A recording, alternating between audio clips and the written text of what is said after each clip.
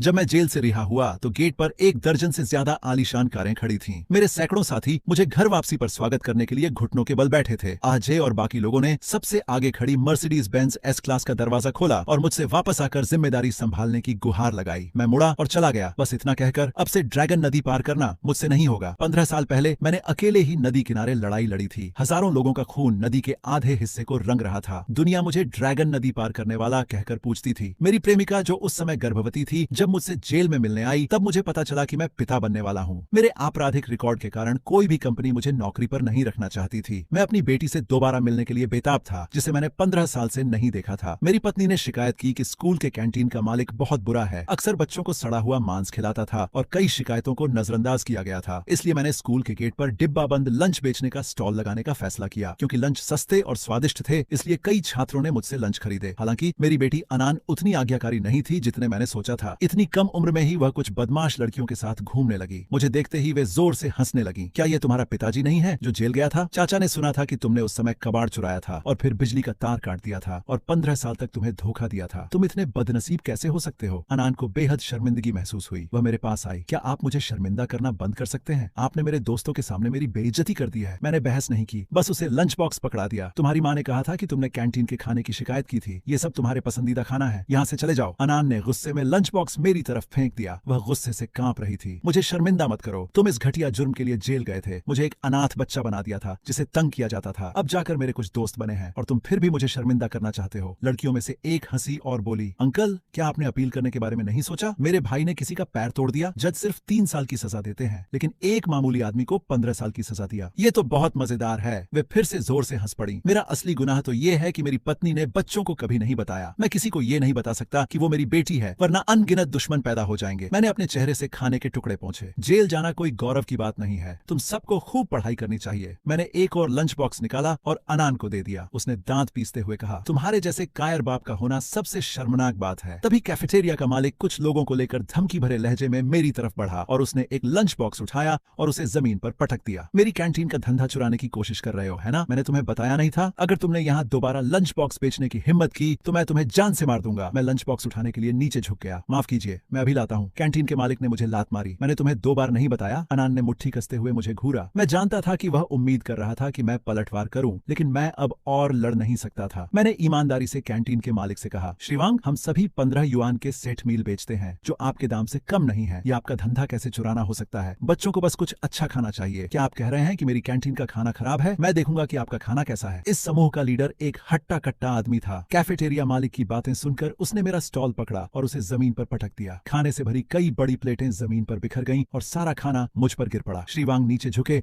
और मेरे बाल पकड़ लिए। दर्जनों माता पिता मुझे देख रहे थे और मेरी शिकायत कर रहे थे, लेकिन वे कुछ नहीं कर सके। अब तुम मुझसे पंगा लेना चाहते हो? क्या तुम्हें पता है कि अंडरवर्ल्ड में मैं कितने लोगों को जानता हूँ? श्रीमान वांग, अगर आपको मेरा स्टॉल पसंद नहीं है तो मैं दूर ही रहूंगा, ठीक है? मेरी इस बात से अनान गुस्सा हो गया। तुम डरपोक, तुम कितने कायर हो! चिल्लाते ही लाल बालों वाली बहन ने झट से उसका मुंह ढक दिया और सच में कैफेटेरिया मालिक ने अनान को घूर कर देखा। जाना चाहते हो? इतनी आसानी से नहीं, पहले मुआवजे की बात करते हैं। मैंने सुना है कि तुम रोज 300 पैकेट बेचते हो। इसका मतलब है कि तुम्हारी वजह से मुझे रोज 300 ग्राहक खोने पड़ रहे हैं। मेरी कीमत 15 युआन प्रति भोजन है, यानी रोज 4500 युआन। तुम यहाँ 10 दिन से हो, कुल मिलाकर 45,000 युआन। अभी भुगतान करो। अनान दंग रह गया। श्रीमान वांग, क्या यह दादागिरी नहीं है? कैफे के मालिक ने तिरस्कार भरी मुस्कान के साथ उस हट्टे कट्टे आदमी की ओर मुड़कर कहा, उसने मुझे बहुत नुकसान पहुंचाया है, अब वो मुझे मुआवजा भी नहीं देगा। आप क्या सुझाव देते हैं कि मैं क्या करूं? हट्टे कट्टे आदमी ने नीचे बैठकर जमीन से कटा हुआ सुअर का मांस और हरी मिर्च उठाई। हरी मिर्च से ज्यादा सुअर का मांस था। क्या तुम्हें इस तरह का धंधा करने के लिए सजा का डर नहीं है? उसने कहा और फिर मुझे पीटने लगा। मेरे आसपास के छात्र भी मुझे पिटते हुए देखकर नाराज थे। वे खुद घटिया खाना बेच रहे थे और दूसरों को ईमानदारी से खाना नहीं बेचने दे रहे थे। लेकिन यह दुकानदार सचमुच कायर है। अगर किसी और ने मेरे साथ ऐसा किया होता तो मैं अब तक पलटवार कर चुकी होती। मैंने उठने की कोशिश की, अपने चेहरे से मिर्च का रस पोंछा और आंखें खोली। सबसे पहले मैंने अनान का निराश चेहरा देखा। अब जब कोई तुम्हें पीट रहा है तो तुम पलटवार नहीं करोगी? क्या बात है छोटी बच्ची, तुम्हें क्या लेना देना? अगर तुमने एक और शब्द कहा तो यकीन मानो मैं किसी को भेजकर तुम्हें स्कूल से निकलवा दूंगा। नहीं श्रीमान वांग, मैंने झट से दुकानदार का हाथ पकड़ लिया। श्रीवांग, मैं अब जा रहा हूँ। क्या आप मुझे मुआवजा देना चाहते हैं? मैं पूरी रकम नहीं दे सकता। आप मुझे अपना लाभ बता दीजिए, मैं आपको उसका मुआवजा दे दूंगा। कैफेटेरिया मालिक का चेहरा अचानक ठंडा पड़ गया। वह मेरे कान के पास झुककर बोला, क्या तुम्हें लगता है कि मैं बेवकूफ हूँ? क्या तुम्हें लगता है कि मैं तुम्हें अपना लाभ बताऊंगा? क्या मैं इस तरह से व्यापार कर भी पाऊंगा? इतना कहने के बाद भी उसे तसल्ली नहीं हुई। कैफेटेरिया मालिक ने हाथ उठाकर देखकर मेरे चेहरे पर 2 जोरदार थप्पड़ मारे। मुझे दोबारा थप्पड़ पड़ते देख वह चिल्लाई, कब तक तुम इस तरह खुद को शर्मिंदा करते रहोगे? कैफे मालिक अनान से तंग आ चुका था। उसने अधीरता से उसकी ओर इशारा करते हुए अपने बगल में खड़े हट्टे कट्टे आदमी से कहा, जाओ और उस बदतमीज छोटी लड़की को यहाँ घसीट कर लाओ। हट्टे कट्टे आदमी ने मुड़कर अनान की ओर कदम बढ़ाया। लाल बालों वाली लड़की डर के मारे झट से पीछे हट गई और कहने लगी कि अनान से उसका कोई लेना देना नहीं है। मैं घबरा गया और अनान को बचाने की कोशिश की, लेकिन कैफे मालिक ने मेरी कमीज पकड़ ली। मैंने सिर्फ कमीज पहनी हुई थी और उसके खींचने से वह टुकड़े टुकड़े हो गई। मेरा टैटू तुरंत सबके सामने आ गया, क्षितिगर्भ बोधिसत्व। हट्टे कट्टे आदमी की आंखें चौड़ी हो गईं। क्या यह नदी पार करते ड्रैगन का टैटू नहीं है? कैफे मालिक हिचकिचाया, फिर आत्मविश्वास से हाथ बढ़ाकर मेरे शरीर पर बने टैटू को रगड़ा। क्या यह कोई अस्थायी टैटू है? उसने उसे जोर से रगड़ा, लेकिन उसे हटाना नामुमकिन था। तुम तो बस सड़क किनारे डिब्बा बंद खाना बेचने वाले एक मामूली विक्रेता हो और खुद को नदी पार करने वाला ड्रैगन कहने की हिम्मत कैसे करते हो? उस हट्टे कट्टे आदमी ने दुकानदार से चिंता से पूछा, क्या सच में वो नदी पार करने वाला ड्रैगन है? मैंने सुना है कि वो हाल ही में जेल से छूटा है। कैफे मालिक ने आंखें घुमाई। युएंडा ग्रुप की चेयरमैनशिप हमेशा से खाली रही है। क्या तुम्हें लगता है कि वो यहाँ डिब्बा बंद खाना बेचने के लिए अपनी चेयरमैनशिप छोड़ देगा? फिर उनकी नजर मुझ पर पड़ी। तुम सच में बहुत साहसी हो। पुराने जमाने में गुओ जियांगलोंग ने अकेले ही हजारों लोगों को मार गिराया था, जबकि तुम तो बस एक निकम्मे और लापरवाह आदमी हो। उन्होंने अपना फोन निकाला और मेरी तस्वीर खींची। तुम गए काम से। मैं तुम्हारी तस्वीर युएंडा ग्रुप में अपने दोस्तों को भेजूंगा, वे अभी आ रहे हैं। तुम सच में गए काम से। अनान को लगा कि टैटू बहुत ज्यादा दिख रहा है, इसलिए उसने मुझे पहनने के लिए एक अपने दोस्त का कपड़ा दिया। फिर एकदम पीले चेहरे से मेरी तरफ देखते हुए, ये किस तरह का टैटू है? मैंने जबरदस्ती मुस्कुराते हुए उनसे कहा कि पहले घर चले जाओ। अचानक अनान चिल्लाया, तुम कबाड़ चोर हो। ये किस तरह का क्षितिगर्भ बोधिसत्व का टैटू है? क्या तुम्हें पता है कि कितने लोगों ने dragon subduing demon slaying king का रूप धारण किया और युएंडा समूह द्वारा मार गिराए गए? भागो। मैं अनान को खाली निगाहों से देखता रहा। क्या उसे मेरी चिंता थी? भले ही वह मुझे एक निकम्मा पिता समझकर नीचा समझती हो, लेकिन वह नहीं चाहती थी कि मुझे कुछ हो। मेरे लिए उसकी चिंता देखकर मेरा अपराध बोध और बढ़ गया। कैफेटेरिया के मालिक ने मुझे पकड़ लिया और कहा, भागने की सोचना भी मत। मैं तो बस तुम्हें सबक सिखाना चाहता था, पर तुम्हें तो मरने की इच्छा है। अचानक उसका फोन बज उठा। उसने लापरवाही से फोन उठाया और जवाब दिया, अरे भाई, हाँ, ये आदमी तो बहुत ही लापरवाह है। मैंने इसकी पिटाई कर दी। क्या तुम आ रहे हो? तुमने क्या कहा? युएंडा के पूरे निदेशक मंडल आ रहे हैं। वह अचानक मुझे हैरानी से देखने लगा। सभी लोग हैरान रह गए। उस हट्टे कट्टे आदमी ने अविश्वास से पूछा, भाई क्या तुम उसे जानते हो? मैं भला उस स्तर के किसी व्यक्ति को कैसे जान सकता हूँ? लेकिन उन्होंने अब भी फोन किया था और कहा था कि वे जल्द ही आ रहे हैं। उस हट्टे कट्टे आदमी ने गहरी सांस ली। वफादारी का क्या ही प्रदर्शन है। सिर्फ अपने बॉस का रूप धारण करने से ही ये सब इसमें फंस गए। कैफेटेरिया मालिक ने ठंडे लहजे में कहा, मुझे लगता है ये सब उस बड़े आदमी के दबदबे की वजह से है। ये किसी भी मामूली आदमी को बर्दाश्त नहीं करेगा जो उसे उकसाए। तुम्हें जल्द ही पता चल जाएगा कि मौत का क्या मतलब होता है। अनान पहले से ही टूट चुकी थी। कैफेटेरिया मालिक की पहले वाली धमकी को नजरअंदाज करते हुए वो मेरी तरफ दौड़ी और मुझे जोर से धक्का दिया। चले जाओ, तुमने मेरी माँ को 15 साल तक इंतजार करवाया है। क्या तुम चाहते हो कि वो विधवा हो जाए? टूटे हुए अनान को देखकर मुझे अपराध बोध हुआ। ये सब मेरी गलती थी। कमीने, उन्होंने उस माँ और बेटी को 15 साल तक सताया है। कृपया किसी को मत बुलाओ। वह तो बस एक कबाड़ चोर था। उसे क्रॉसिंग रिवर ड्रैगन के बारे में कुछ भी पता नहीं था। 15 साल पहले वह भोला था। जब वे जेल गए तब तक उसने उस बड़े आदमी की कहानी भी नहीं सुनी थी। वह जानबूझकर नकल नहीं कर रहा था। यह महज एक संयोग था। कैफेटेरिया का मालिक एक पल के लिए स्तब्ध रह गया,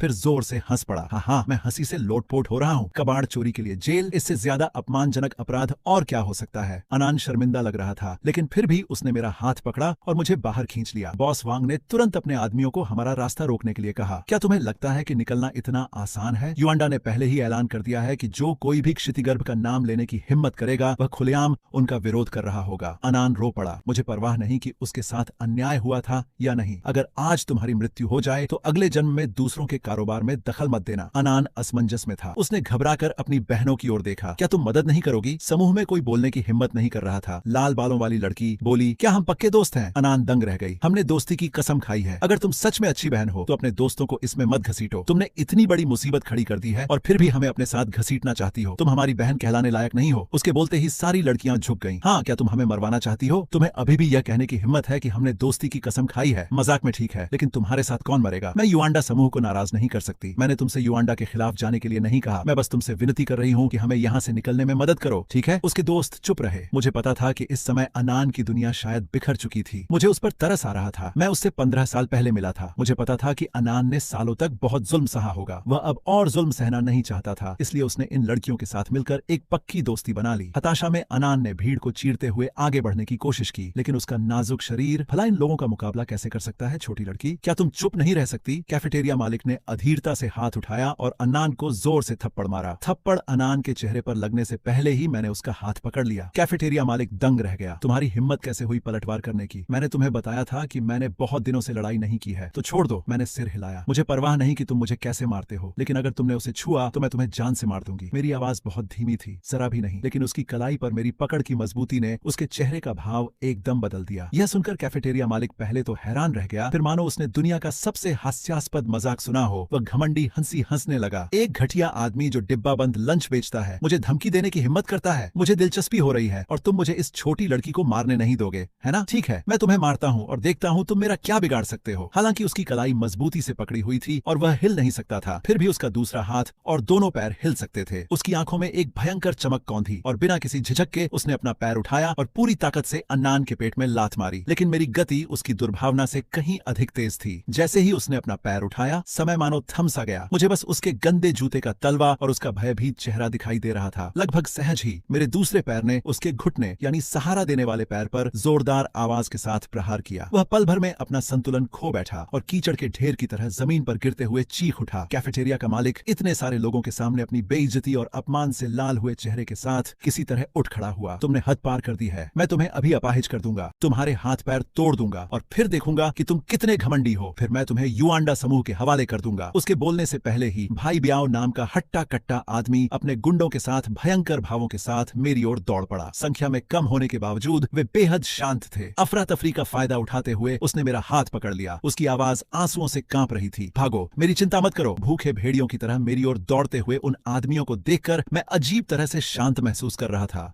बस एक हल्की सी आह भरी। यह आह एक शांतिपूर्ण जीवन न जी पाने की बेबसी के साथ साथ मेरे सामने खड़े इन लापरवाह लोगों के लिए दया भी उमड़ रही थी। मैंने हाथ बढ़ाकर अन्नान के सिर पर धीरे से हाथ फेरा और उसके बालों से धूल हटाई। क्या तुम कभी ड्रैगन की प्रशंसा नहीं करते थे? वह रुका, नम आंखों से मेरी ओर देखते हुए। वह नहीं समझ पा रही थी कि मैं इस समय ऐसा क्यों कह रहा हूँ। मैंने उससे धीरे से कहा। मेरी आवाज में एक दृढ़ता थी जो मैंने लंबे समय से महसूस नहीं की थी। तो मैं तुम्हें आज दिखाऊंगा। वह हट्टा कट्टा आदमी पहले ही मेरे सामने आ गया था। खाना पकाने के बर्तन जितना बड़ा, उसका मुक्का हवा में सीटी बजाता हुआ मेरे चेहरे पर लगा। आसपास के छात्र आश्चर्य से हांफने लगे। मैं नहीं बचा, पलक भी नहीं झपकाई। जैसे ही हवा मेरे चेहरे की ओर दौड़ी, मैंने बिजली की गति से उसकी कलाई पकड़ ली। चाहे उसने कितना भी संघर्ष किया हो, उसका चेहरा लाल हो गया। उसका विशाल मुक्का मानो जम गया था। 1 इंच भी आगे नहीं बढ़ पा रहा था। उस हट्टे कट्टे आदमी की आंखें सदमे और दर्द से भरी हुई थीं। उसे ऐसा लगा जैसे मेरी वजह से उसकी कलाई की हड्डियां चूर चूर हो जाएंगी। बाकी लोग अपने लीडर को एक ही झटके में हारते देख एक पल के लिए स्तब्ध रह गए। फिर अपनी संख्या का फायदा उठाते हुए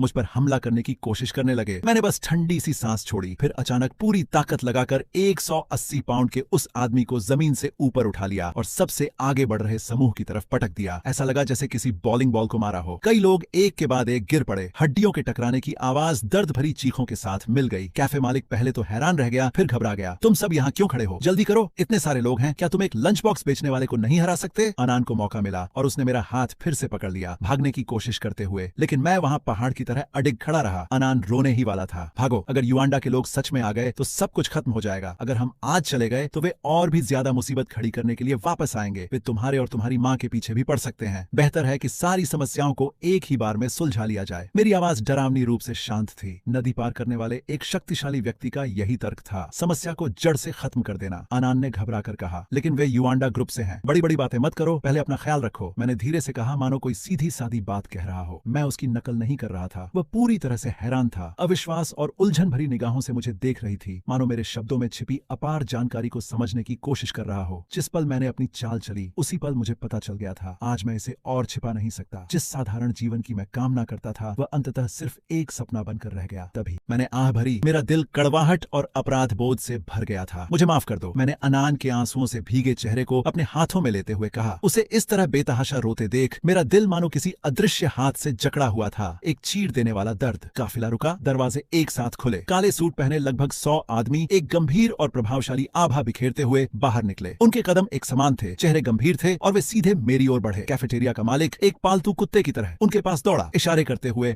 और मालिकों की चापलूसी करते हुए। यही वो आदमी है जिसमें हिम्मत नहीं है। इसने बड़े आदमी होने का नाटक करने की हिम्मत की। मैंने कहा, यह अब तक का सबसे बड़ा अपमान है, इसलिए मैं युआंडा ग्रुप की ओर से इसे सबक सिखाना चाहता था। कौन जानता था कि यह आदमी न केवल पश्चाताप नहीं करेगा बल्कि युआंडा ग्रुप का अपमान भी करेगा, मेरे आदमियों को घायल करेगा और भागने की कोशिश करेगा। वहां मौजूद सभी लोग इस शक्तिशाली आभा से दंग रह गए और आपस में चर्चा करते हुए अपनी उत्तेजना को रोक नहीं पाए। सचमुच युआंडा ग्रुप के किसी व्यक्ति की तरह जीवन जी रहे हैं। इस स्टॉल मालिक का तो बुरा हाल होने वाला है। ये बड़े बड़े लोग जो आमतौर पर सिर्फ वित्तीय खबरों में नजर आते हैं, आज यहाँ एक नकली कार्यक्रम के लिए इकट्ठा हो गए हैं। यह अविश्वसनीय है। लीडर को देखो, नहीं हैरानी की बात है कि आज ये सभी बड़े बड़े गैंगस्टर यहाँ जमा हुए हैं, और वह भी सिर्फ एक धोखेबाज के लिए। यहाँ जिस तरह का जबरदस्त असर और ताकत दिखाई दे रही है, वह सचमुच चौंका देने वाली है। यह बिल्कुल अकल्पनीय है। जरा उधर देखो, जो आदमी इस पूरे ग्रुप को लीड कर रहा है वह युआंडा ग्रुप का एग्जीक्यूटिव एनफोर्सर है। एक ऐसा आदमी जिसकी दौलत अरबों में है। मौत को दावत देना बंद करो। तुम्हारी हिम्मत कैसे हुई इस तरह घूरने की? क्या तुम्हें लगता है कि यह भीड़ गली मोहल्ले के उन छोटे मोटे गुंडों की है जो बस दिखावा करते हैं? यहाँ तो एक गलत नजर भी तुम्हें बहुत बड़ी मुसीबत में डाल सकती है। यहाँ तक कि वे आवारा लड़कियां भी जो पहले आनान के साथ घूमती थीं, अब बड़े जोश के साथ अपने फोन निकालकर दूर से हमारी वीडियो बना रही है। उनके लिए इस नजारे को देखना किसी बड़े गर्व की बात से कम नहीं है। आनान के उन मतलबी दोस्तों के उलट मेरे भाइयों की नजरें बाकी सभी को नजरअंदाज करती हुई सीधे मुझ पर आकर टिकी। उनकी आंखें भावनाओं से भरी हुई थीं। उनमें जबरदस्त उत्साह, किसी सपने जैसा अविश्वास और थोड़ी सी सम्मान भरी श्रद्धा का मिला जुला भाव था। मैंने एक गहरी और भारी सांस छोड़ी। ये वही भाई थे जिनके हाथों में मैंने कभी अपनी जान और अपनी मौत दोनों सौंप दी थी। मैंने 15 साल जेल में बिताए, और उन 15 लंबे सालों तक जो 5400 से भी ज्यादा दिन रातों तक फैले हुए थे, उन्होंने मेरा इंतजार किया। उनकी वफादारी कभी नहीं डगमगाई। उनका एकमात्र मकसद मेरे जेल से छूटने का इंतजार करना था, ताकि वे इस विशाल ग्रुप और इसके पूरे भविष्य को सीधे मेरे हाथों में सौंप सकें। वे मेरी तरफ बढ़े, एक एक कदम आगे बढ़ाते हुए, जबकि कैफेटेरिया का मालिक एक जोकर की तरह उछल कूद करता रहा। वह उनके सामने लगातार बड़बड़ाता रहा और बिना किसी शर्म के अपने कामों का श्रेय खुद लेता रहा। उसने दावा किया कि अभी कुछ ही देर पहले सिर्फ युआंडा संगठन की इज्जत बचाने के लिए उसने उस आदमी से अपनी पूरी ताकत लगाकर लड़ाई की थी। जरा देखो तो उसकी कितनी बुरी हालत हो गई है। उसने उस आदमी की तरफ इशारा करते हुए शेखी बघारी, सिर से पैर तक खाने से सना हुआ। ये सब मेरी ही करामात है जो मैंने अभी उसे पीटा है। आनान ने पूरी घबराहट के साथ देखा कि आदमियों का वह डरावना झुंड मेरी तरफ और करीब आता जा रहा था। डर के मारे उस छोटी लड़की ने एक बार फिर अपना दुबला पतला शरीर मेरे आगे कर दिया ताकि मुझे बचा सके। सज्जनों, कृपया मेरी बात सुनिए, उसने मिन्नत की। यह मेरे पिता हैं। इन्हें कई साल पहले जेल भेजा गया था। यह सच है। और यह टैटू इन्होंने यह भी बहुत पहले बनवाया था। इन्होंने यह जानबूझकर किसी की नकल करने के लिए बिल्कुल नहीं बनवाया था। जब से ये जेल से बाहर आए हैं, मैं इनके क्रिमिनल रिकॉर्ड की वजह से इनसे नाराज रहा हूँ, इसलिए मैंने हमेशा इनके पास जाने से मना किया है। इसीलिए आज पहली बार मैंने इनका टैटू देखा है। अगर मुझे इसके बारे में पहले पता होता तो मैं कसम खाता हूँ कि मैं इन्हें सख्त चेतावनी देता और इनसे इसे हटवा देता। जैसे जैसे आनान बोलती गई, उसका डर बढ़ता गया। उसकी आवाज बेकाबू होकर कांपने लगी। फिर भी वह अपनी जगह पर डटी रही, अपनी बाहें ऐसे फैलाए हुए जैसे कोई मुर्गी अपने चूजे को बचाती है, और मुझे अपने पीछे पूरी ताकत से बचाती रही। उसके चेहरे से आंसू ऐसे बह रहे थे जैसे मोतियों की माला टूट गई हो। मेरी माँ, उन्होंने सच में इनका इंतजार किया, बिल्कुल अकेले, इतने सालों तक। इनका सच में युआंडा संगठन को भड़काने का कोई इरादा नहीं है, और इन्होंने कभी भी गैंगस्टर होने का नाटक करने के बारे में सोचा भी नहीं था। प्लीज, मैं आपसे भीख मांगता हूँ, प्लीज बस इन्हें जाने दीजिए। जैसे ही वह बोली, उसके पैर कमजोर पड़ गए और वह घुटनों के बल नीचे गिरने लगी। मेरे दिल में इतना गहरा दर्द उठा कि सांस लेना भी एक तकलीफदेह संघर्ष बन गया। मैं तो यही चाहता कि वह हमेशा मुझसे नफरत करती रहे। मैं उसे मुझसे इतनी ठंडी और व्यंग्य भरी बातें करते हुए नहीं देख पा रही थी, और न ही मैं उसे मेरी खातिर खुद को इतना पूरी तरह से नीचा दिखाते हुए देख पा रहा था। फिर उसी पल कैफेटेरिया का मालिक पास ही खड़ा था और अपने मजाकिया तानों से आग में घी डाल रहा था। अरे ओ छोटे लड़की, तुम खुद को समझती क्या हो? तुम्हारे घुटने, तुम्हारे आंसू, हाँ, उनकी कीमत ही कितनी है? जैसे ही उसके मुंह से ये शब्द निकले, युआंडा के हर डायरेक्टर और सीनियर एग्जीक्यूटिव जिनका नेतृत्व एजे कर रहा था के चेहरों के हाव भाव अचानक पूरी तरह बदल गए। अचानक पूरी तरह से एक साथ वे सभी एक घुटने पर बैठ गए। एक ऐसा तालमेल भरा कदम जिसे इतनी सटीकता से अंजाम दिया गया था कि ऐसा लगा मानो वे आनान से सम्मान का इतना गहरा भाव स्वीकार करने की हिम्मत ही न कर पा रहे हो। उस पल पूरी दुनिया जैसे थम सी गई। वहां मौजूद हर कोई पूरी तरह से हक्का बक्का रह गया। हवा भी जैसे जम सी गई। अपने ऊंचे सिर झुकाकर उन्होंने एक सुर में जवाब दिया। उनकी आवाजें असीम श्रद्धा से भरी थीं और भावनाओं के कारण थोड़ी कांप भी रही थीं। हमारी इतनी हिम्मत नहीं। घटनाओं के इस अचानक जमीन हिला देने वाले मोड़ ने आनान को पूरी तरह से स्तब्ध कर दिया। उसका शरीर जो कुछ ही पल पहले घुटने टेकने के लिए तैयार था, बीच में ही हवा में अटका रह गया। इस बीच कैफेटेरिया मालिक का चेहरा पीला पड़ गया। उसके गालों से रंग तुरंत उड़ गया और वह बेहद डरावना और पीला दिखने लगा। साहब, जरूर आपसे कोई गलती हुई है। ये तो बस एक ऐसा आदमी है जो डिब्बे वाला खाना बेचता है। इससे पहले कि वह अपनी बात पूरी कर पाता, एजे के 2 गुंडे आगे बढ़े और उसे जमीन पर कसकर दबोच लिया। खून से लाल आंखों के साथ एजे दहाड़ा। तुम खुद को समझते क्या हो? तुम्हारी हिम्मत कैसे हुई ड्रैगन लॉर्ड और सबसे बड़ी उसकी बेटी का अपमान करने की? आज इस धरती पर तुम्हारा आखिरी दिन है। कैफेटेरिया मालिक इतना ज्यादा डर गया था कि उसकी पैंट ही गीली हो गई। ये तो बस एक छोटी सी गलतफहमी है, वह हकलाते हुए बोला। मैं आनान के पास गया और धीरे से उसे उठने में मदद की। आनान तो सीधा खड़ा हो गई, लेकिन जमीन पर बैठे बोर्ड के सदस्य अभी भी घुटनों के के बल ही थे। मैंने अभी तक उन्हें उठने का इशारा नहीं दिया था, इसलिए उनमें से किसी की भी हिलने की हिम्मत नहीं हुई। आनान ने मुश्किल से अपनी आवाज निकाली और एक ऐसी आवाज में जो किसी सपने जैसी लग रही थी, उसने हैरानी से आंखें फाड़कर पूछा, तो क्या वह सच में नदी पार करने वाले ड्रैगन की बेटी है? मुझे माफ करना बेटी, मैंने जवाब दिया। पिताजी ने यह बात तुमसे बहुत लंबे समय तक छिपा कर रखी। उसने अपनी आंखें और बड़ी की, वे आंखें जो हूबहू उसकी माँ जैसी थीं, और मुझसे पूछा, तो क्या यह सच है? 15 साल पहले वाली वह कहानी जिसमें तुमने अकेले सिर्फ एक तलवार के दम पर 1000 आदमियों का सामना किया था और आधी नदी को खून से लाल कर दिया था। आखिर एक अकेला आदमी 1000 लोगों का सामना कैसे कर सकता है? ये सच है। बस जरा इंतजार करो जब तक मैं इस आदमी से निपट ना लूं। उसके बाद मैं तुम्हें पूरी कहानी सुनाऊंगा। मैंने कैफेटेरिया के बॉस पर तिरछी नजर डाली, जो इस समय एक मरे हुए कुत्ते की तरह जमीन पर पड़ा हुआ था। मेरे भाई तुरंत मेरा इरादा समझ गए और उसे घसीटकर मेरे पास ले आए। जहां तक उस विशालकाय और क्रूर आदमी भाई बियाह की बात थी, वह तो बहुत पहले ही डर के मारे गूंगा हो चुका था। कुछ ही पल पहले वह एक बहुत ही खतरनाक इंसान लग रहा था, लेकिन अब उसके पैर कमजोर पड़ गए थे और वह हवा में कांपते हुए पते की तरह बेकाबू होकर थरथरा रहा था और इस अफरा तफरी का फायदा उठाकर वहां से खिसकने की जी जान से कोशिश कर रहा था। लेकिन वह बस इतना ज्यादा डरा हुआ था कि कुछ कर ही नहीं पा रहा था। शायद उसने अतीत में अनगिनत बुरे काम किए थे, शायद वह भी कई लड़ाइयों में शामिल रहा था। फिर भी कुछ चीजें, कुछ नाम ऐसे होते हैं जो तलवारों की किसी भी लड़ाई या खून खराबे से कहीं ज्यादा डरावने होते हैं, जितना उसने कभी देखा या अनुभव किया हो। जिस पल उसे मेरी असली पहचान पता चली, उसी पल उसका मनोबल पूरी तरह से टूट गया था। जब कोई इंसान इतने गहरे डर की गिरफ्त में आ जाता है तो उसका शरीर उसका कहना मानना छोड़ देता है। घुटनों का कांपना या लड़खड़ाना एक स्वाभाविक शारीरिक प्रतिक्रिया होती है। उसने शुरू में आजाद होकर भागने की बहुत कोशिश की, लेकिन उसके पैर धीरे धीरे और कमजोर होते गए और आखिरकार वह जमीन पर घुटनों के बल गिर पड़ा। पूरी तरह से हताश होकर वह पागलों की तरह अपने ही पैरों पर मुक्के बरसाने लगा और उनसे मिन्नतें करने लगा कि वे उसे थामे रखें ताकि वह अपनी जान बचाने के लिए भाग सके। लेकिन यह सब बेकार गया। मेरे सामने खड़े होकर वह अपने पैरों पर खड़े होने की हिम्मत भी खो चुका था। मेरे भाइयों ने उसे पहले ही बड़ी आसानी से दबोच लिया था और उसे सीधे मेरे सामने घसीट लाए थे। मेरी नजर भीड़ पर घूमी और आखिर में उस लाल बालों वाली लड़की शियाओली पर आकर टिक गई। बाकियों को भी यहाँ ले आओ, मैंने हुक्म दिया। वह लाल बालों वाली लड़की जो कुछ ही पल पहले मुझ पर गालियां बरसा रही थी, जैसे ही हमारी नजरें मिली पूरी तरह से जम गई। उसके चेहरे पर जो गर्व भरी जीत का भाव था, वह पल भर में ही डर में बदल गया। इससे पहले कि वह कोई प्रतिक्रिया दे पाती, आसपास की भीड़ दहशत में पीछे हट गई, ऐसे बिखर गई जैसे किसी महामारी से भाग रही हो। पल भर में वे पूरी तरह से अकेले पड़ गए। किसी की भी हिम्मत नहीं हुई कि वह उनके बीच में पड़े। सिर झुकाए और शरीर कांपते हुए उन्हें मेरे सामने घसीटा गया। जब उन्हें मेरे सामने लाकर रोका गया तो वह लाल बालों वाली लड़की खुद को और संभाल नहीं पाई। अंकल, नहीं, मेरा मतलब आपका मजाक उड़ाना नहीं था। मैं तो बस आनान के साथ मजाक कर रही थी। हम तो मुंहबोली बहनें हैं, है ना? प्लीज मेरे लिए कुछ अच्छा बोल दीजिए। आनान ने उसकी तरफ एक ठंडी, बिल्कुल ही अनजानी नजर से देखा। किसने कहा कि हम बहनें हैं? कुछ ही पल पहले मैं कुत्ते की तरह तुमसे भीख मांग रही थी कि बस एक बार मेरी मदद कर दो। फिर भी तुमने मुझे मजाक और ताने के अलावा कुछ नहीं दिया और अब तुम मेरी बहन होने का दावा कर रही हो। मैंने तुम में से हर एक को ठीक वैसा ही देख लिया है जैसे तुम असल में हो। इजे मेरे पास आया और बहुत ही विनम्र भाव से खड़ा हो गया। भाई लॉन्ग, इन ढीठ बेवकूफों से हम कैसे निपटे? मैंने कैफेटेरिया के मालिक की तरफ देखा। वह पूरी तरह से ढीला पड़ गया था, जैसे मिट्टी का कोई बोरा हो। डर के मारे वह बुरी तरह कांपने लगा। भाई लॉन्ग, नहीं, चेयरमैन लॉन्ग, मुझे सच में कोई अंदाजा नहीं था कि आप कौन हैं। अगर मुझे पहले से पता होता तो चाहे आप मुझे 100 या 1000 गुना भी हिम्मत दे देते, मैं कभी भी आपके या आपके बेटी के खिलाफ जाने की हिम्मत नहीं करता। मैं धीरे धीरे उसकी तरफ बढ़ा और ऊपर से नीचे की ओर उस आदमी को देखा जो कुछ ही पल पहले इतनी अकड़ दिखा रहा था। वह आदमी और भी ज्यादा डर गया। उसकी पैंट का निचला हिस्सा जल्दी ही गीला हो गया और उससे एक बदबूदार तीखी गंध आने लगी। चलो, मैं तुमसे एक बात पूछता हूँ। मैं तुम्हारा धंधा छीनने की कोशिश नहीं कर रहा था। हमारे डिब्बा बंद खाने की कीमतें भी बिल्कुल एक जैसी ही थीं। अगर छात्र तुमसे खाना खरीदते तो वे आराम से कैफेटेरिया के अंदर बैठकर आराम से खा सकते थे, लेकिन अगर वे मुझसे खरीदते तो हवा या बारिश से बचने के लिए कोई छत तो दूर की बात, मेरे पास उन्हें बैठने के लिए एक भी मेज या कुर्सी नहीं थी। उन्हें स्कूल के गेट से काफी दूर बाहर तक चलकर जाना पड़ता था ताकि वे सड़क के किनारे उकड़ू बैठकर खाना खा सकें। मुझे बताओ, इन सब मुश्किलों के बावजूद उन्होंने मुझे ही क्यों चुना? क्योंकि मैं घमंडी था। मैंने अपनी अंतरात्मा के खिलाफ काम किया। मुझे जो भी सजा मिले मैं उसका हकदार हूँ। मैं गलत था लॉर्ड ड्रैगनएल। मुझे सच में अपनी गलती का एहसास हो गया है। तुम्हें अपनी गलती का एहसास नहीं हुआ है। तुम्हें बस इस बात का एहसास हुआ है कि तुमने एक ऐसे इंसान से पंगा ले लिया है जिससे पंगा लेना तुम्हें बहुत भारी पड़ सकता है। अभी तुम्हारी जुबानी माफी जिंदा रहने की एक बेताब कोशिश से ज्यादा कुछ नहीं है। ये बस उस सजा से बचने की एक चाल है जो तुम्हें मिलकर ही रहेगी। अजय खाने के स्टॉल पर मची अफरा तफरी के बीच गया और जमीन पर बिखरे खाने को नीचे देखा। भाई लू, तुमने पहले दावा किया था कि तुम रोज 300 डिब्बे वाला खाना बेचते हो। क्या ये खाना गलती से जमीन पर गिर गया या तुमने सच में इसके पैसे दिए थे? कैफेटेरिया का मालिक इस सवाल को ऐसे लपक गया जैसे कोई डूबता हुआ आदमी किसी सहारे को पकड़ लेता है। मैंने ये सब खरीदा था। मैंने देखा कि भाई लॉन्ग वहाँ खड़े होकर खाना बेचने में कितनी मेहनत कर रहे थे, इसलिए मैंने खास तौर पर यह सारा खाना खरीद लिया ताकि आप दुकान जल्दी बंद करके थोड़ा आराम कर सकें। बिना किसी भाव के चेहरे के साथ मैंने पूछा, तो फिर क्या तुम्हें अब भी उम्मीद है कि मैं तुम्हें मुआवजे के तौर पर वह 45,000 युआन दूं? डर के मारे बॉस वांग जमीन पर सिर झुकाकर माफी मांगने लगा। नहीं नहीं नहीं, बिल्कुल नहीं, मैं अंधा हो गया था। जब मैंने एक असली दिग्गज को देखा तो उसे पहचान नहीं पाया। मैंने तुम्हें कुत्ते की नजर से देखा। मैं तुमसे भीख मांगता हूँ, अपनी दरियादिली दिखाते हुए मुझ जैसे छोटे आदमी की गलतियों को नजरअंदाज कर दो। बस मुझे एक कीड़े की तरह समझ कर जाने दो, प्लीज मुझे बख्श दो। ठीक है, क्योंकि तुमने इसे खरीदा है तो तुम ही इसे खाओ। वह हैरान होकर जम गया। ऐनान ने भी जमीन पर खाने के ढेर की ओर इशारा किया और हैरानी से पूछा, ये सब खाना है? एक एक निवाला। अजय की आंखों में एक चमक कौंधी। उसने उस आदमी के शरीर पर जोरदार लात मारी और दहाड़ा, क्या जो खाना हमारे भाई लॉन्ग ने अपने हाथों से बनाया है, क्या वह तुम्हारे खाने लायक नहीं है? है, बिल्कुल है, मैं इसे अभी खाऊंगा।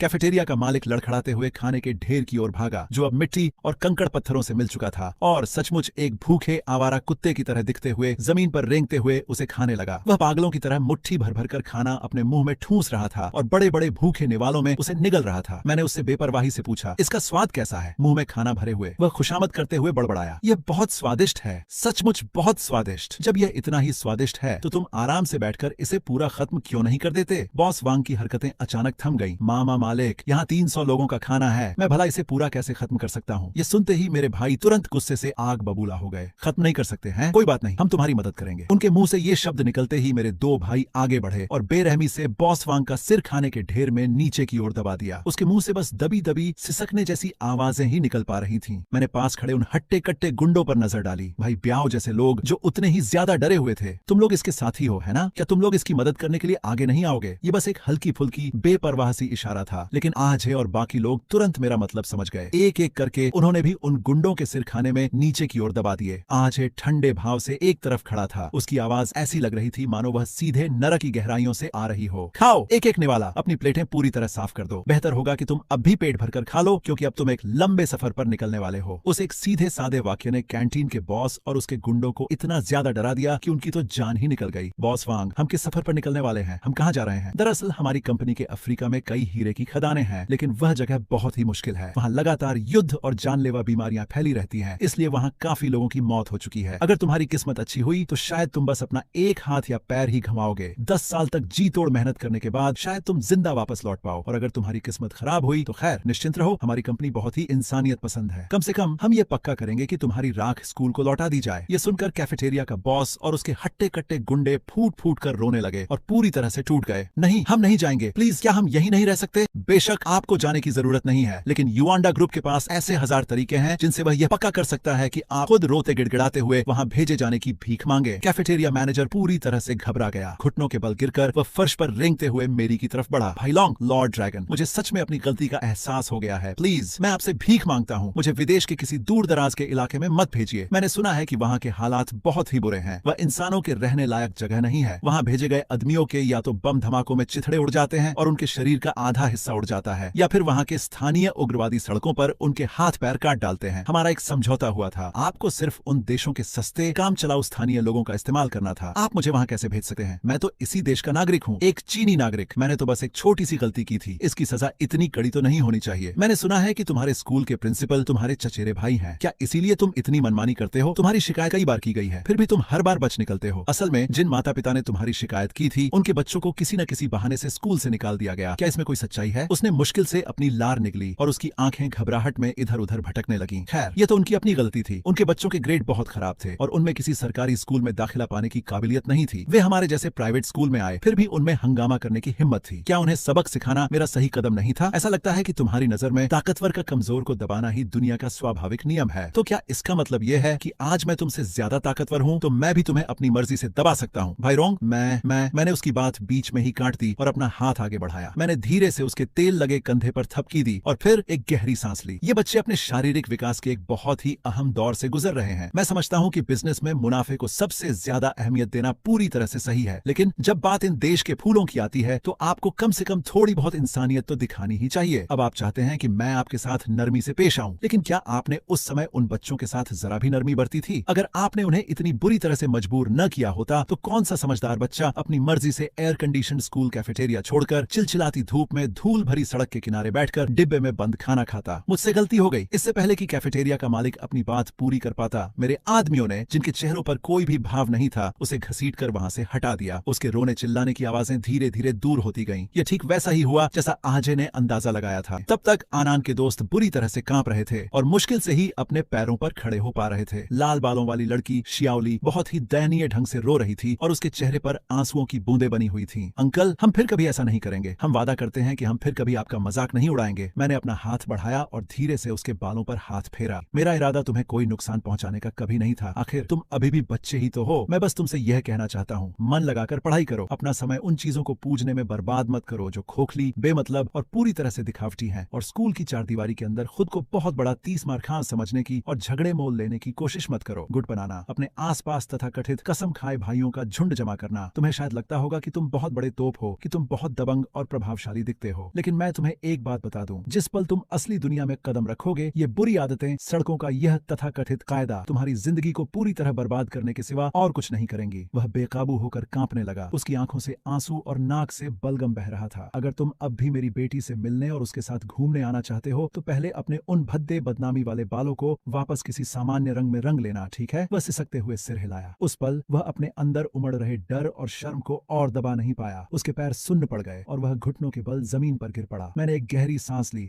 और उन पर और ध्यान नहीं दिया। चुपचाप जमीन पर पलटे हुए ठेले को साफ करने के काम में जुट गया। मैंने हमेशा एक सादा और गुमनाम जिंदगी जीने का इरादा किया था। अगर उन्होंने मुझे बार बार उकसाया न होता, अगर उन्होंने बार बार मेरी सहनशीलता की सीमा पार न की होती, तो मैं कभी भी दोबारा इस तरह खुद पर लोगों का ध्यान खींचना नहीं चुनता। यह देखकर कि मैं खुद झुककर वह गंदगी साफ कर रहा हूँ, मेरे आदमी तुरंत मेरी तरफ दौड़े आए और चीजों को वापस ठीक करने में मेरी मदद करने लगे। जब मैं सफाई कर रहा था तो मैंने आजे से पूछा, बाहरी लोग मुझसे इतना डरते क्यों हैं? वे ऐसा दिखाते हैं जैसे हमारा युआंडा ग्रुप कोई अंडरवर्ल्ड का गैंग हो। मुझे नहीं पता, उसने जवाब दिया। शायद इसलिए क्योंकि हम बस बहुत ज्यादा अमीर हैं। मैंने और कोई सवाल नहीं पूछा। जब ठेला पूरी तरह से ठीक ठाक हो गया, मैंने आनान को हाथ हिलाकर इशारा किया, जो अभी भी अपने ख्यालों में खोई हुई थी, कि वह मेरे साथ घर चले। आनान चुपचाप मेरे बगल में चलता रहा और बीच बीच में पीछे मुड़कर देखता रहा, क्योंकि हमारे पीछे अभी भी बिना कोई आवाज किए और जाने से इनकार करते हुए अजय का लगभग 100 आदमियों का ग्रुप चल रहा था, जो सबसे वफादार अंगरक्षकों की एक टुकड़ी की तरह लग रहे थे। मैंने उसे वह अकेला बेंटो बॉक्स थमा दिया जो उस मुश्किल घड़ी में पूरी तरह से सुरक्षित बचा रह गया था। कितनी अफसोस की बात है, मैंने कहा। वह बेंटो जो मैंने असल में तुम्हारे लिए बनाया था, मैंने तो चावल के ऊपर गाजर और हरी मटर को बड़े प्यार से सजाकर दिल का आकार भी बनाया था। आनान ने वह भारी बेंटो बॉक्स ले लिया और अपनी आंखों के कोनों में बचे हुए आंसू पोंछ लिए। मुझे सच में लगा था कि आज हम मर जाएंगे, उसने धीरे से कहा। तुम्हें मुझे पहले ही बता देना चाहिए था कि तुम एड्रिवर ड्रैगन हो। मैंने उसकी तरफ देखा और प्यार से पूछा, तुम वहाँ इतने डरे हुए थे तो फिर तुम बार बार मेरे आगे क्यों आ रहे थे? उसने अपना सिर झुका लिया। उसकी आवाज भावनाओं से भर गई थी। चाहे मैं तुमसे कितनी भी नाराजगी क्यों न रखूं, इस बात के लिए कि तुम 15 सालों तक मेरी जिंदगी से गायब रहे, लेकिन आखिर तुम मेरे पिता ही तो हो। तुम वही इंसान हो जिसके इंतजार में, जिसकी यादों में मेरी माँ ने वे सारे दिन और रातें बिता दी। मैं गहरी राहत महसूस करते हुए मुस्कुराया। पिछले 15 साल मैं तुम्हारे और तुम्हारी माँ के लिए एक अच्छा पिता और पति नहीं बन पाया, लेकिन अब से मैं तुम दोनों को कभी छोड़कर नहीं जाऊंगा। आनान थक गया था। वह सड़क के किनारे रखे एक पत्थर के टुकड़े पर बैठकर अपने पैरों को आराम देना चाहती थी। मैंने जल्दी से अपनी जेब से एक टिश्यू निकाला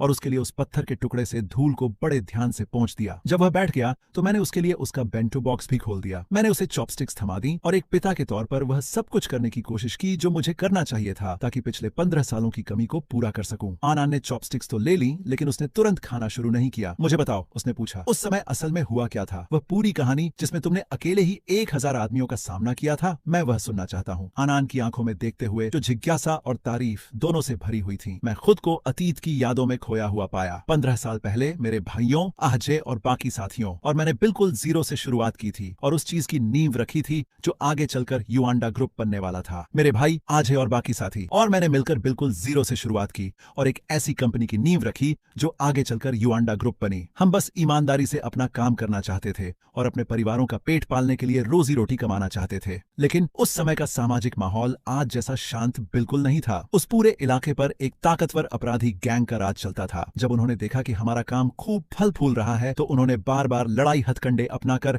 हमारे काम में दखल देने की कोशिश की और हमारे भाइयों को चोट पहुंचाई। हम सब उनसे दिल से नफरत करते थे और उन पर पूरी ताकत से हमला करने के लिए बेताब थे। एक ऐसी लड़ाई जिसमें जान भी जा सकती थी। फिर भी मैंने अपने भाइयों को याद दिलाया कि हम सबके परिवार हैं जिनकी हमें देखभाल करनी है। ऐसे खूंखार अपराधियों से सीधे सीधे भिड़ने का मतलब होगा अपनी जिंदगी बर्बाद कर लेना। इसके बजाय मैंने तर्क दिया, हमें इस सिद्धांत पर चलना चाहिए कि चोरों को पकड़ने के लिए उनके लीडर को पकड़ो, मैं अकेला जाकर उनके बॉस को खत्म करूंगा। आनान ने मुश्किल से अपनी आवाज और सिर हिलाया। मुझे पता है, मैंने अपनी माँ की सहेलियों से तुम्हारी कहानी दबी जबान में सुनी है कि कैसे तुम्हें तब तक परेशान किया गया जब तक तुम बिल्कुल बेबस होकर एक कोने में नहीं सिमट गए। जवाब देने के लिए तुमने पर्चियां निकालकर यह तय करने का फैसला किया कि कौन उस आत्मघाती मिशन पर जाएगा, एक ऐसा काम जिसमें जान जाने की की 99% संभावना थी और वह पर्ची तुम्हारे ही नाम निकली। मैंने आनंद से पूरी ईमानदारी से बात की। सच तो यह है कि उस मिशन पर जाने से पहले, उस जानलेवा पर्ची को निकालने से भी पहले, मैं डर और आशंका से भरा हुआ था। मुझे चिंता थी कि अगर मैं मारा गया तो किसी की जान लेने का भारी कर्म दोष मेरी आत्मा को शांति नहीं देगा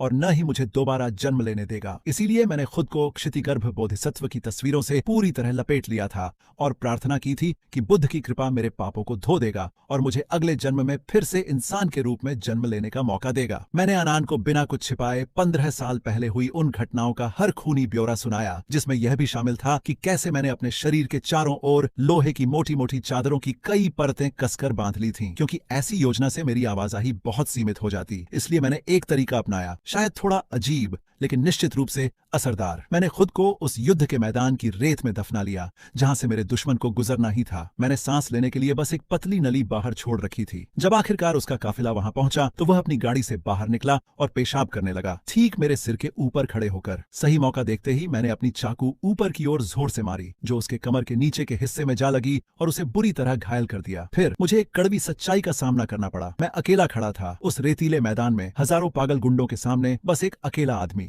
मुझे ठीक ठीक याद नहीं कि मुझे कितनी बार चाकू मारा गया। मुझे बस वह भयानक दर्द याद है जो मेरे पूरे शरीर में फैल रहा था और खून की भारी मात्रा बह जाने के कारण होने वाला वह चक्कर जैसा एहसास। शुरू में मेरे हमलावर हैरान थे कि मैं इतना दर्द कैसे सह पा रहा हूँ, लेकिन फिर किसी ने मेरे कपड़े फाड़ दिए, जिससे चादर जैसी धातु की परतें दिखाई देने लगीं, जिन्हें मैंने मध्ययुगीन शूरवीर के कवच की तरह अपने शरीर पर लपेट रखा था। गुस्से से पागल होकर उन्होंने तो यहाँ तक कोशिश की कि रेत के गड्ढे में मौजूद भारी मशीनों लोडर्स को चालू करके मुझे कुचलकर मार डालें। खुशकिस्मती से पुलिस ठीक समय पर पहुंच गई और मैं बच गया। उस दिन से लोग मुझे नदी पार करने वाला ड्रैगन कहने लगे। फिर भी उस नाम के लिए मुझे भारी कीमत चुकानी पड़ी। आत्मरक्षा में जरूरत से ज्यादा बल प्रयोग करने और एक बड़ी लड़ाई में शामिल होने के आरोप में मुझे 20 साल की जेल की सजा सुनाई गई। जेल की सलाखों के पीछे पहुंचकर मुझे लगा कि मेरी जिंदगी अब खत्म हो चुकी है, पूरी तरह से वीरान और खाली, जब तक कि तुम्हारी माँ मुझसे मिलने नहीं आई और उसने मुझे बताया कि हमारा एक बच्चा होने वाला है। तभी मेरी जिंदगी में फिर से रोशनी आई, ताकि मैं अपनी आंखों से तुम्हें बड़ा होते देख सकूं। मैंने जेल के अंदर रहते हुए भी पूरी लगन से सुधार कार्यक्रम में हिस्सा लिया। आखिरकार मुझे एक आदर्श कैदी के तौर पर पहचान मिली और मुझे तय समय से 5 साल पहले ही रिहा कर दिया गया। यह सब इसलिए किया ताकि मैं वह दिन न चूक जाऊं जब तुम बड़ी होकर एक समझदार इंसान बनोगी। आनंद यह सब सुनकर पूरी तरह से मंत्रमुग्ध हो गई। लेकिन क्यों? माँ ने इन इतने सालों में मुझे इस बारे में कभी कुछ क्यों नहीं बताया? ओह, तुम कितनी भोली बच्ची हो। वह एक बहुत ही बेरहम अपराधी गैंग था, एक ऐसा गैंग जो किसी की जान लेने से भी नहीं हिचकिचाता था। हम भला उसके बारे में बात करने की हिम्मत कैसे कर सकते थे? हमें इस बात का बहुत डर था कि उनके बचे हुए लोग हमसे बदला लेने के लिए हमारे दरवाजे पर आ जाएंगे। हमने तो आहजे और दूसरों को भी तुम्हारी माँ की आर्थिक मदद करने की हिम्मत नहीं करने दी। तुम्हारी असली पहचान बताने की तो बात ही छोड़ो। हमें बस इस बात का बहुत डर था कि कहीं तुम पर और तुम्हारी माँ पर कोई आफत न आ जाए। तो फिर अब जब तुम वापस आ गए हो तो भी मुझे सच क्यों नहीं बता रहे? मैंने अपने पीछे खड़े भाइयों के समूह की ओर इशारा करते हुए पूछा, जो अभी भी चुपचाप हमारे पीछे पीछे चल रहे थे। क्या तुम्हें पता है कि 15 साल बीत जाने के बाद भी हर कोई आज भी मुझे अपना चेयरमैन मानकर पूरे दिल से मेरा साथ क्यों देता है? आजे, जो हमारे पीछे चल रहा था, आगे आया। मिस, उसने कहना शुरू किया। ऐसा इसलिए है क्योंकि उस समय भाई लॉन्ग के मन में कोई भी स्वार्थी विचार नहीं था। हम में से हर किसी के बुजुर्ग माता पिता थे जिनकी देखभाल करनी थी और छोटे छोटे बच्चे थे जिन्हें पालना था। जब वह जेल चले गए और हम उनके निजी सामान को देख रहे थे, तब हमें पता चला कि उन्होंने जानबूझकर उस जानलेवा संकट से जुड़े पैसों के मामले में हेर फेर की थी। उस मामले में शामिल सारा पैसा असल में बेकार पैसा था, ऐसा पैसा जिसे उन्होंने पूरी तरह से पहुंच से बाहर कर दिया था। शुरू से ही उन्होंने यह तय कर लिया था कि हम बाकी लोगों को बचाने के लिए वह खुद को कुर्बान कर देंगे। मैंने आनंद को एक मीठी कड़वी मुस्कान दी। उस समय मुझे पता ही नहीं था कि तुम इस दुनिया में हो। अगर मुझे उस समय पता होता कि वह तुम्हें अपने गर्भ में पाल रही है तो मैं कभी भी हीरो बनने की कोशिश नहीं करता, कभी भी अपनी पत्नी और बेटी को छोड़ने जैसा इतना घिनौना और नीच काम नहीं करता। मैं हम सबके लिए एक रास्ता बनाना चाहता था। मैंने आनंद को एक कड़वी मुस्कान दी। उस समय मुझे पता ही नहीं था कि तुम्हारा भी कोई अस्तित्व है। अगर मुझे पता होता कि वह तुम्हें पहले से ही अपनी कोख में लिए हुए है तो मैं कभी भी हीरो बनने की कोशिश नहीं करता, कभी भी अपनी पत्नी और बेटी को छोड़ने जैसा घिनौना काम नहीं करता। मेरे नजरिए से मैंने सचमुच तुम्हारी माँ को छोड़ने का ही फैसला किया था और ठीक इसी गहरे रग रग में समाये हुए पछतावे की वजह से मुझे लगता है कि मेरे पास तुम दोनों के सामने सब कुछ कबूल करने का कोई चेहरा ही नहीं बचा है। ठीक है, अब तुम सब मेरा पीछा करना बंद करो। वापस जाओ और तुरंत कंपनी के मामले संभाल है। आजे का रवैया तनावपूर्ण और अजीब हो गया। उसने मदद के लिए मिस आनान की ओर गिड़गिड़ाते हुए देखा। भाई लोंग युआंडा वापस जाने से इसलिए मना कर रहे हैं क्योंकि वह वफादारी और भाईचारे को बहुत ज्यादा अहमियत देते हैं। लेकिन 15 साल पहले हम कमजोर और छोटे थे और उनकी पनाह में छिपने पर मजबूर थे ताकि हमें उनकी सुरक्षा मिल सके। अब 15 साल बाद आखिरकार हमारी बारी आई है कि हम इस भारी एहसान का बदला चुकाए। प्लीज मिस आनान, भाई लोंग को मनाइए कि वह युआंडा वापस जाए और पूरी बागडोर अपने हाथ में ले। माथे पर बल डालते हुए मैंने पक्के इरादे से कहा, तुम सबको यहाँ से जाना होगा। मैंने उस समय जो कुछ भी किया था उसके बदले में तुमसे किसी भी तरह के एहसान की उम्मीद नहीं की थी। अचानक आनान बोल पड़ी। उसकी आवाज में थोड़ी झुंझलाहट थी। डैड, मैं एक अमीर बाप की बेटी बनना चाहती हूँ। मैं हक्का बक्का रह गया। आनान बहुत ज्यादा बेचैन हो गई। वह खड़ी हुई, मेरा हाथ पकड़ा और मुझे जोर जोर से झकझोरने लगी। मुझे कोई परवाह नहीं, मैं तो बस एक अमीर बच्चा बनना चाहता हूँ। तुम 15 साल जेल में रहे और तुमने माँ और मुझे पहले ही 15 साल तक तकलीफ दी है। अब जब लोग हमारे दरवाजे पर आकर तुम्हारा एहसान चुकाने की पेशकश कर रहे हैं तो क्या एक अमीर लाड प्यार वाली औरत की तरह जीना बहुत बढ़िया नहीं होगा? उसने पूछा। लेकिन यह तो एक आदमी के उसूलों और इज्जत का मामला है, अपने भाई के लिए खड़े होने का। मैं इसे पैसों में कैसे तोल सकता हूँ या इसे किसी इनाम के तौर पर कैसे कबूल कर सकता हूँ? उसने अपने आंसू पोंछे। उसकी आंखों में अचानक नफरत की एक ऐसी झलक दिखाई दी जो मैंने पहले कभी नहीं देखी थी। मुझे तुम्हारी भाईचारे की बातों या तुम्हारी मर्दाना इज्जत से कोई लेना देना नहीं है। अगर तुमने आज इसे ठुकरा दिया तो मैं तुमसे हमेशा के लिए नफरत करूंगी। इसका मतलब यह होगा कि अपने बेतुके घमंड की खातिर तुमने खुद ही माँ और मेरे दोनों के लिए एक आराम भरी खुशहाल जिंदगी जीने का मौका बर्बाद कर दिया। मैं हिचकिचाया। मेरा दिल अंदरूनी कशमकश से टूट रहा था। कुछ देर बाद मैंने अपनी बेटी की पक्की नजर से नजर मिलाई। आखिर में